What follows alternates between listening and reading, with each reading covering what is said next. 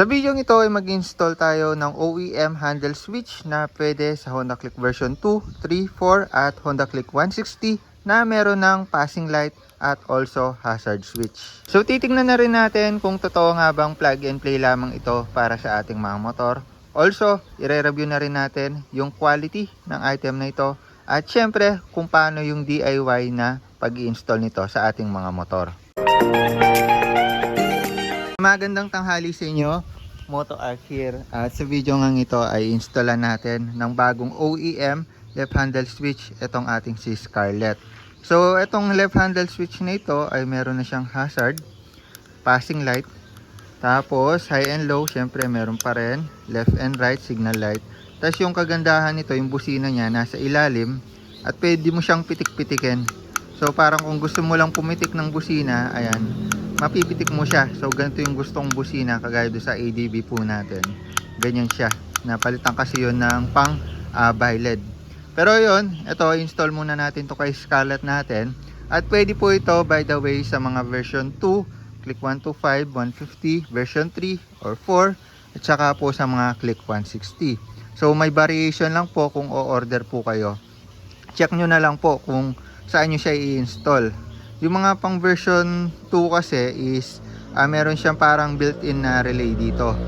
Wherein sa mga version 3, dire-diretso na lang siya, wala na siyang relay. So yung pang version 3, version 4, pwede rin po siya sa ating mga Honda Click 160. So same lang po sila. So yung naiiba yung pang version 2. Tapos meron rin pong nabibili nito yung pwedeng kumonekta siya sa passing, konekta yung passing ng ating mga MDL. Pero sa atin, tinanggal na natin MDL natin kasi soon magbabayad din tayo. May option din po tayo nun. At may parang bukod na wire lang po siya. Kukonect nyo po yung bukod na wire na yon sa high po ng ating mga MDL. Sa switch po ng MDL po natin. So hanapin nyo lang yung high doon sa switch nyo. Kukonekta nyo po yung wire. So nakabukod naman yon kapag bumili kayo ng may pang MDL. So ilalagay ko rin po yung link nito kung saan po natin nabili. At yun, napili po nating install to kay Scarlett natin. Actually, ito yung pinakaunang choice ko talaga na install sa kanya. Kaso may price lang ng konti. Do medyo mahal pero kita ko naman nung pagkabukas ko ng item, ano siya, high quality.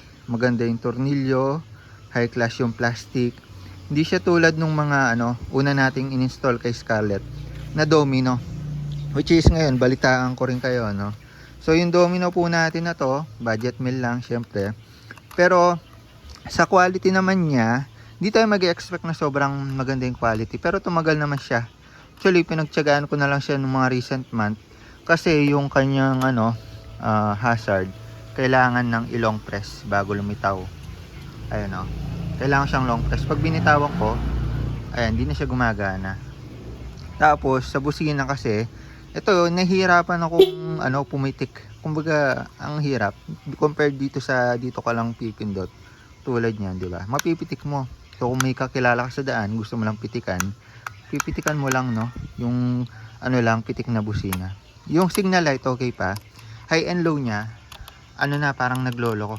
Tsaka hindi na siya nag-high and low dito sa ilaw natin. Kung kaya naman yun, papag-retire na natin to. Papalitan na natin siya ng mas quality. Tsaka ito, medyo nabura na rin yung mga markings niya. Also, parang namumuti na siya, no? Kung kaya naman yun, napag-decide na tayo na magpalit nito, guys. So, ito, base sa natin, napagbilan siya sa mga reviews, plug and play siya. So, syempre, hindi tayo maniniwala hanggat hindi natin siya na-install sa ating mga motor. Kung makikita nyo, may socket lang siya, guys. May socket, so sasaksak lang natin yan, probably. Sana gumana lahat ng switch. So tingnan natin yan, no? So bago po natin siya ilagay sa ating mga motor, actually di ko alam kung bakit nakasuksok to sa kabila eh. So kailangan natin baklasin ito. Tapos pakita ko na rin sa inyo yung loob. Tapos check natin kung may kailangan po tayong proteksyonan or whatsoever, kasi minsan kapag nababasa yung mga wiring sa loob, naka-expose lang sila, pwedeng masira, no? Pero yun, nakikita ko naman dito, makunat naman siya, maganda naman yung pindutan, tsaka hindi masyadong malaking awang dito. Burn sa domino yun, no? Pasukan talaga ng tubig. Malaking awang yan eh. Yun. Tsaka marami naman tong magandang reviews guys. Kayo mag-alala. So, expect naman natin na quality to. So, buksan lang natin siya para makita natin yung quality sa loob. Okay, itong handle switch na to para sa mga nagdi-DIY lang tapos ayaw ma-hassle sa pag-install, no? Kumbaga kahit kayo, pwede nyo siyang install mag-isa. So mamaya ituro ko kung ano yung mga babaklas niya sa motor. Medyo minimal lang naman. Check lang natin yung loob, no? Baka may defect or whatsoever. Tsaka baka may mga hindi nakakonekta. Tsaka para matanggal natin to, nakalusot kasi. So yan, nabaklas na natin. Napansin ko agad yung tornilyo. Ito yung mga high quality eh. Ito yung nabibili ng mga tig 5, 10, ganon. High quality naman siya. Yung kasi sa domino natin, nangangalawang eh. Ayan, so tatanggal na natin to, no? Siguro para hindi masira to habang delivery. Pero yun, nung dumating to sa akin guys, para rin may idea kayo. Buti naman sa seller, magandang quality yung pang niya, pang wrap. Yung alam niyo yung ito parang pillow bubble whatsoever. Kaya naman hindi siya madadami sa parcel. So kudos sa nagbalot nito sa seller. Maganda yung pagkakapak niya. So safe na safe darating sa inyo. At wala naman po siyang mga gas-gas, no? Nung dumating sa atin, kaya safe na safe siya guys. So yun, buksan lang natin to. Kung makikita nyo naman yung wiring nya, ayan, nakahinang naman siya, nakahinang. Also dito, nakahinang naman ng maayos. Maganda naman yung quality nito. Ayan, napakaraming nakalagay na wire, pero yan, wala na tayong gagalawin dyan kasi plug and play. Also kailangan din pala natin talagang buksan to kasi hindi natin makakabit sa motor, no? So yun, all goods naman siya sa loob. Ang nagustuhan ko dito sa passing, dito na siya parang sa mga biled, ganyan yung mga passing. So okay to, para hindi tayo nalilito na dito yung gagawing passing natin. Sa domino switch kasi parang may dual mode dito na click mo pa mag-high beam. Pero ito gusto ko to para passing tayo, mapipitik rin natin kung ano yung gusto nating babad ng passing natin. All goods tayo. So yun, punta na tayo dito sa ating mga motor. So dito sa version 2, version 3 halos same lang naman. Sa Click 160 lang medyo may iba yung process. Pero yun, marami naman tutorial sa pagbabaklas ng ulo. Sa version 2, version 3, kailangan muna sikwatin itong cowling natin or itong part na to. Kailangan natin sikwatin dito, tapos sikwatin dito sa loob. Alam ko may video naman ako dyan, check nyo na lang. Ayun, sa loob may pin din. Tapos kailangan pa natin tanggalin yung tornilyo dito. So ito, pati ito tatanggalin natin. Sa version 3 naman guys, is kailangan nyo rin sikwatin yung nyo dito, yung M din dito. Sikwatin nyo gamit kayo nito. So nabibili rin to online. Kung wala pa kayo, lalagay na lang ang link sa description. So by the way, kung gusto nyo ng detailed tutorial sa pagbaklas sa version 3, lalagay ko po yung link sa description. Ito po yung naglagay tayo nung domino switch noon. Same lang naman ang process. So yan, sikwatin nyo to. Tapos may tornilyuan yan dito. Tapos pagka sikwat natin sa mga yan, ma-open to. May mga tornilyuan yan dyan sa dalawa, sa loob. Tapos isa, dalawa sa gilid naman. Ayan, para matanggal po itong natin pinaka black na cowling dito. Same sa version 3. So yan, baklasin lang natin. Yun, baklas na. So next naman itong cover natin na to. Yun, tanggal agad. Tanggal pala yung Honda Titanium natin, nahulog dito. So next natin ito, 1, 2, tapos 3, 4. Tapos kabila din, dalawa. So 6. Same din sa Click version 3. Yun din yung mga tatanggalin nyo. So baklasin lang natin yan. Gamit lang ay Phillips. Pasado na yung 6 na tornilyo. Matatanggal na natin tong head cover po natin. So medyo alalay lang kayo, lalo na sa ilalim.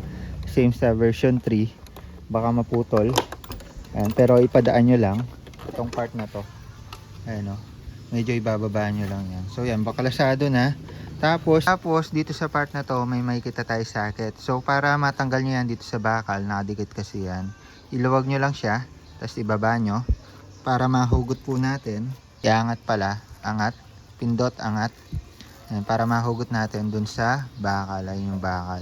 So ito po yung socket ng ating mga left handle switch. So para matanggal po natin siya, yung socket niya. Tin lang natin itong part na to, tsaka sa likod, kabilaan. Tapos sabay hugot para matanggal po siya. By the way, ito lang pala yung pipindutin natin kasi ito yung doon sa may bakal eh. So ito po yung galing po doon sa domino switch natin. Kung makikita nyo, may malaking relay pa siya dito, no? Ayun yung in-install natin para gumana siya sa version 2. Noon kasi wala pang nabibiling built-in na relay na domino switch para sa version 2. Kung kaya naman nag-customize pa tayo. May mga video tayo dyan eh. Kaya naman may malaking relay siya dito. Pero yun, yung isasaksak natin dito, rekta-rekta na. Wala nang mga ganito. Para matanggal naman natin yung left handle switch natin, kung stock pa po yan or kahit aftermarket na, tatanggalin lang po natin yung tornilyohan dito. Dalawa po yan, taas at saka baba. So kahit stock yan, is matatanggal natin yan dito. Yung dati kasi hindi ko pa kabisado, nagtanggal pa ako ng mga bracket natin. Pero pwede naman pala siya dyan. So meron din sa baba. Baba, masisikwat naman natin siya dito. Iyon. Kita nyo yung tornilyo niya, nangangalawang oh. Alam ko galing to sa domino eh. Ayun oh. Pag natanggal nyo na yung mga tornilyo, pwede nyo nang buksan yan. So bubuksan natin sa taas, tapos ipapadaan natin sa ilalim. Tapos sasama na po yung mga bracket nya. Natanggal yung ano eh. Ang dami no, ang daming wiring. May relay pa. So makikita nyo yung quality niya guys. Ayan o, nangangalawang siya katagalan.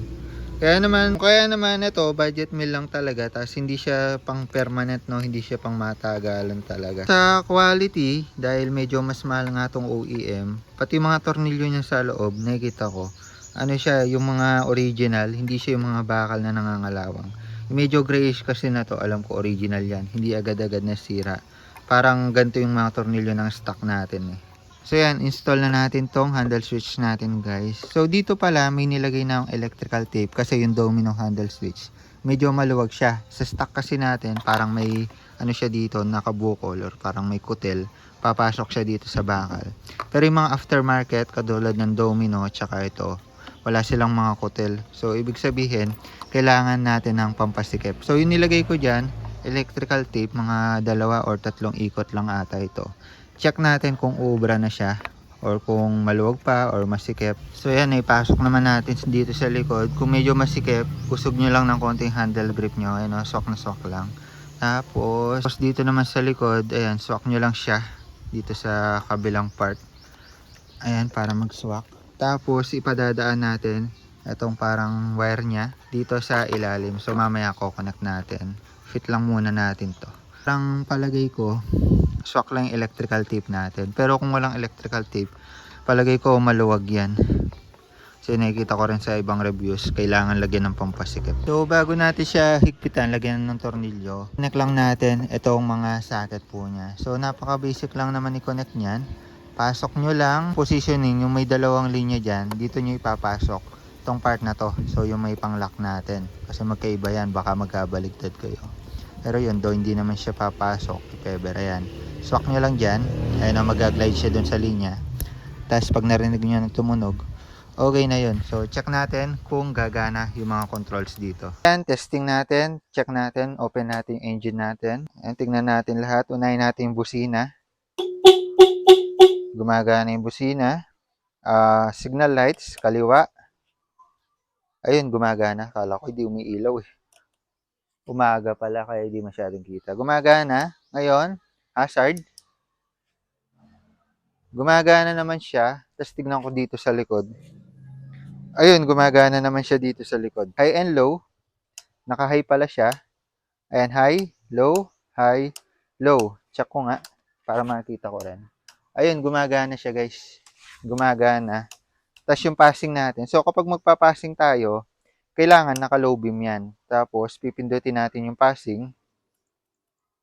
Ayun, nakikita ko sa reflection dito. Gumagana siya, ang galing. O, di ba? Pitik-pitik ka lang. Kung may pararaanin ka, passing-passing ka na lang na ganyan. Mas maganda siya, di ba? Ayos. All goods. Gumagana lahat naman. Plug and play lang siya guys. Wala tayong kailangang i-modify. So far so good. Pagka lagay, pagka connect, gagana naman lahat. Sa controls dito yan guys, pakita ko rin, baka hindi nyo nakita kanina. Ayan, left, right. So nagre-reflect naman lahat. Ayan yung blue. Nagre-reflect naman lahat dito sa ating mga panel. So all goods tayo. Pwede na po natin siyang higpitan. So sa paghigpit niyan, i-position nyo lang po kung paano yung komportable kayo. So naiikot nyo kasi yan, di ba? Hindi siya naglalak. So yun, position nyo lang kung saan komportable kayo mag-passing. Importante kasi dyan dito yung passing eh. Kasi kung medyo mababa yan, hirap kayo. So ako siguro ganyan lang for idea. Nakatilt ng konti sa taas. Para ano tayo, komportable. Ayan, okay na siguro yung ganyan. Ganyan lang para accessible lahat, diba? Tapos yun, itong socket pala is ipapasok nyo lang ulit dito dun sa bakal dyan. Ayan o, ito yung bakal. Shoot nyo lang to. Pasok nyo lang dun sa bakal. Tapos, ayun, diin nyo lang. Ayun, nag-swak na yung sa atin. O, diba? Tapos pwede na natin ulit ibalik yung ating mga cover dito, fairings dito. Tapos, dito sa ilalim, make sure lang na iabante nyo to ng konti. Nakapasok to kung maaari. Tapos, pag nagbalik tayo, make sure nyo na hindi maiipit to. So, ipapadaan nyo naman siya dito sa part na to eh. Ayan. Huwag nyo lang maiipit dito sa part na to, sa leeg. So, kailangan yung pag hinigpitan nyo yan, itaas nyo na lang guys. So, mga ganyan. So, yan, bago ko pala ilagay yung mga fairings natin, pakita ko lang sa inyo yung mga tornilyuhan. Ito yung galing sa Domino. Ano, kinakalawang. Tapos, parang hindi fine thread, no? Compared dito sa bago natin, napakaganda. May coat siya which is protection para hindi mangalawang. So high quality talaga to. Sa taas muna ako mag-umpisa. Tapos ayun, i-angulo nyo sa gusto nyong angulo para maayos nyong mapindot. Then sa ilalim naman. So ilalagay na lang natin itong mga cover po natin.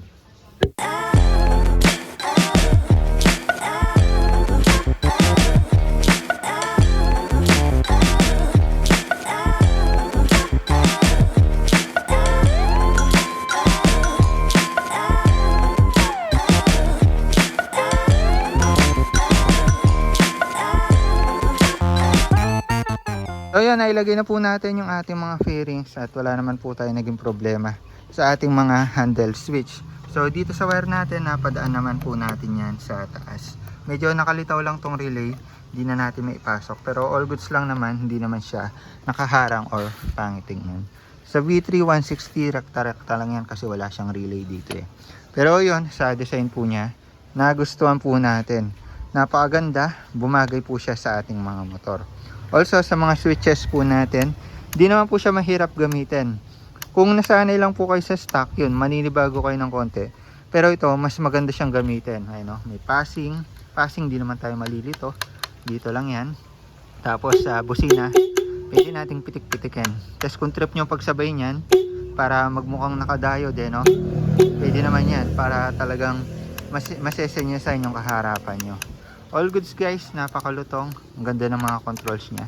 Ayan. At babalitaan ko rin po kayo about dito, time by time, para may balita po kayo dito kung okay ba or tumagal po itong ating mga OEM. Pero yun, asa naman talaga natin na tatagal na yan. Ilalagay ko po yung link sa description kung saan po natin nabili yan. Pili na lang po kayo kung pang version 2, pang version 3 or 160, at kung may passing light po or gusto nyong i-connect siya sa inyong mga MDL. So may specifications or pilian naman po dyan sa ilalagay ko na link.